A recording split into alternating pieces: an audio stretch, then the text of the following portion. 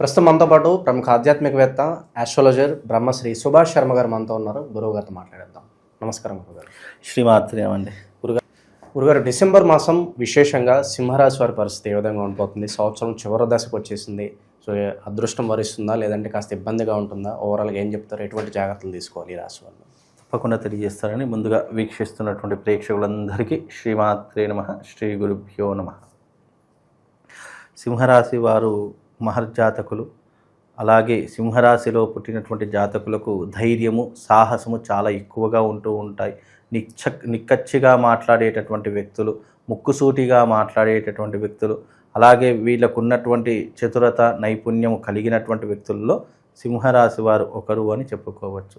ఈ సింహరాశి వారు ఎలా ఉంటారు అంటే కనుక, వీళ్ళకి ఏదైనా తప్పు జరిగినా, వీళ్ళు ఏదైనా తప్పుని సమర్థిద్దామనుకున్నా చేయలేనటువంటి స్థితిలో ఉంటూ ఉంటారు. వీళ్ళు ఏదైనా కూడా అన్యాయాన్ని సహించలేరు. ఎవరైనా వీళ్లకు అన్యాయం చేద్దామని అనుకున్నా వాళ్ళను కూడా వదిలిపెట్టేటటువంటి క్యాపబిలిటీ లేనటువంటి వ్యక్తులు ఈ యొక్క సింహరాశి వారిని చెప్పుకోవచ్చు. అంటే వీరికి ఏమైనా అన్యాయం కలిగిద్దాం అనుకుంటే వాళ్ళని అస్సలు వదిలిపెట్టరు. వాళ్ళ అంతు చూసేంత వరకు వీళ్ళు నిద్రపోనేటటువంటి స్థితిలో ఈ యొక్క సింహరాశి వారు ఎక్కువగా ఉంటూ ఉంటారండి.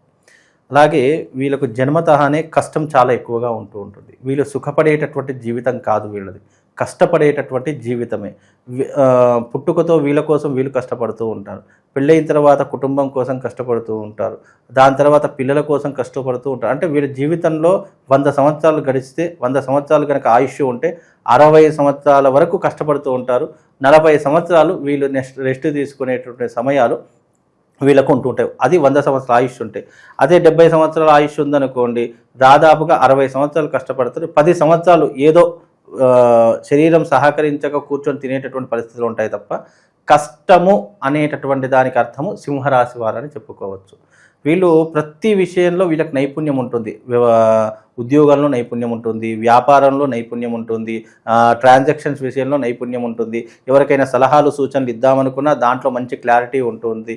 అంటే ప్రతి రంగంలో వీళ్ళకంటూ ఒక ప్రత్యేకమైనటువంటి క్లారిటీ కలిగినటువంటి వారిలో ఈ సింహరాశి వారు ఒకరు అని చెప్పుకోవచ్చు. ముఖ్యంగా సింహరాశిలో పుట్టినటువంటి జాతకులు ఎలా ఉంటారంటే, రాజస్వభావం కలిగినటువంటి వ్యక్తులు ఉంటారు. ఎవరి దగ్గర తల వంచరు. ఎవరి దగ్గర తల వంచుదామనుకున్నా కూడా కొన్నిసార్లు వంచలేనటువంటి పరిస్థితిలో ఉంటూ ఉంటారు. ఎప్పుడైనా ధైర్యంగా ఉండేటటువంటి వ్యక్తుల్లో సింహరాశి వారు ఒకరు. వీళ్ళకి ఏంటంటే రాజగుణాలు ఎక్కువగా ఉంటూ ఉంటాయి. కొన్ని పరిస్థితుల యొక్క ప్రభావము, లేదా వీళ్ళకి ఏదైనా అనుకోకుండా జరిగేటటువంటి పరిస్థితుల కారణం చేత వీళ్ళు తగ్గి ఉంటారు. కానీ సాధారణంగా సింహరాశి వారు తగ్గడం అనేటటువంటిది ఉండదు.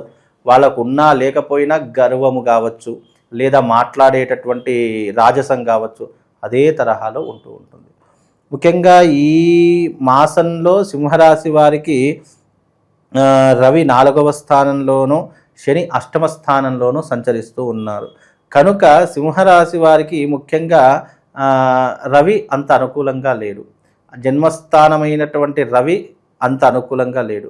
అలాగే 8వ స్థానంలో శని సంచారం. కనుక ఈ డిసెంబర్ మాసంలో వీళ్లకు ముఖ్యంగా ఆరోగ్య ప్రమాదాలు, యాక్సిడెంట్లు జరగడము, వాహన ప్రమాదాల్లో చిక్కుకోవడము, లేదా కుటుంబంలో చీలికలు రావడము, ఆర్థిక పరంగా నష్టం వాటిల్లడము, అయిన వాళ్లే శత్రువులుగా మారడము, ఇలాంటివి ఎక్కువగా ఈ డిసెంబర్ మాసంలో జరుగుతూ ఉంటూ ఉంటాయి. ముఖ్యంగా 5వ స్థానంలో కాబట్టి పుట్టినటువంటి సంతానం వల్ల కావచ్చు, లేదా సంతానం లేకపోవడం కావచ్చు, సంతానం వల్ల ఇబ్బందులు పడడం కావచ్చు, ఇలాంటివి ఎక్కువగా ఇబ్బందులు ఈ మాసంలో జరుగుతూ ఉంటూ ఉంటాయి. మరి ముఖ్యంగా కొత్తగా పెళ్ళైనటువంటి జంటలు ఎవరైతే ఉన్నారో సంతానం ఆలస్యం అయ్యేటటువంటి అవకాశాలు ఎక్కువగా జరుగుతూ ఉంటూ ఉంటాయి. అదే రకంగా వీళ్ళకు 8వ స్థానంలో శని సంచారం. 8వ స్థానంలో శని సంచారం అష్ట కష్టాలను తీసుకొచ్చి పెడుతుంది. అయ్యో మనకి ఈ పని అయిపోతుంది అని అనుకుంటాము, ఆ పని చేజారిపోతూ ఉంటుంది. అయ్యో మనకి ఇక్కడ నుంచి డబ్బులు వస్తాయేమో, మనం వేరే దానికి ఇన్వెస్ట్మెంట్ పెడదాము అనుకుంటాం, ఈ డబ్బులు రావు, ఇక్కడ ఇన్వెస్ట్మెంట్లో పెట్టలేరు, పెట్టినటువంటి కాస్త డబ్బు కూడా అక్కడే వృధాగా వెళ్ళిపోయేటటువంటి లక్షణాలు వీళ్ళ జీవితంలో ఏర్పడుతూ ఉంటాయి. ఉద్యోగంలో కానీ లేదా రాజకీయంలో కానీ ఉన్నటువంటి వ్యక్తులకు నీలాపంద్యాలు ఎక్కువగా వస్తూ ఉంటాయి. అయిన వాళ్ళే శత్రువులుగా మారిపోతూ ఉంటారు. అలాగే కొత్త వాళ్ళ వల్ల ఇబ్బందులు ఎదుర్కోవాల్సిన, అంటే కొత్త పరిచయాల ద్వారా ఇబ్బందులు ఎదుర్కోవాల్సినటువంటి పరిస్థితులు ఏర్పడతాయి. వాళ్ళ వల్ల ప్రలోభాలకు గురే అవకాశాలు ఉంటుందా, మోసపోవడం? 100% మోసపోయేటటువంటి అవకాశాలు, లేదా గాలిలో మేడలు పెట్టి ప్రలోభాలకు లొంగిపోయి హ్యుమానిటీ అంటే ఈ ఇమాజినేషన్స్లో వెళ్ళిపోయి ఉన్నదంతా తగలబెట్టుకుంటూ ఉంటారు. వేరే వాళ్ళ ద్వారా విమర్శలు పొందుతూ ఉంటారు, నీలాప నిందలు పడుతూ ఉంటారు. మంచి చేద్దామంటే చెడు ఎదురైందన్నట్టుగా వీళ్ళ జీవితం ఇలాగే కొనసాగుతూ ఉంటుంది. కనుక వీలైనంత వరకు జాగ్రత్తగా ఉండే ప్రయత్నం చేసుకుంటే అన్ని రకాలుగా బాగుంటుంది. చివరిగా గురుగారు, వైవాహిక జీవితం ఏ విధంగా ఉండబోతుంది? ఓవరాల్ కుటుంబ పరంగా తీసుకుంటే, లవ్ అండ్ అఫెక్షన్స్ పరంగా మనం మాట్లాడుకుంటే కనుక ఎలా ఉంటుంది? ముఖ్యంగా వీళ్ళకి ఏంటి అంటే కుటుంబ పరంగా కొద్దిగా భార్య వల్ల ఇబ్బందులు వస్తూ ఉంటాయి. అలాగే వైవాహిక జీవితంలో పరస్త్రీ వ్యామోహాలు ఎక్కువగా అంటుకునేటటువంటి లక్షణాలు ఈ మాసంలో ఏర్పడుతూ ఉంటాయి. కాబట్టి అలాంటి కొన్ని విషయాల్లో జాగ్రత్తగా ఉండే ప్రయత్నం చేసుకోవాలి.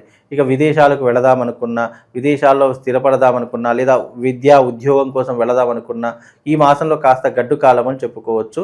ఈ మాసంలో మాత్రం వెళ్ళేటటువంటి అవకాశాలు చాలా తక్కువ శాతం కనిపిస్తూ ఉన్నాయి.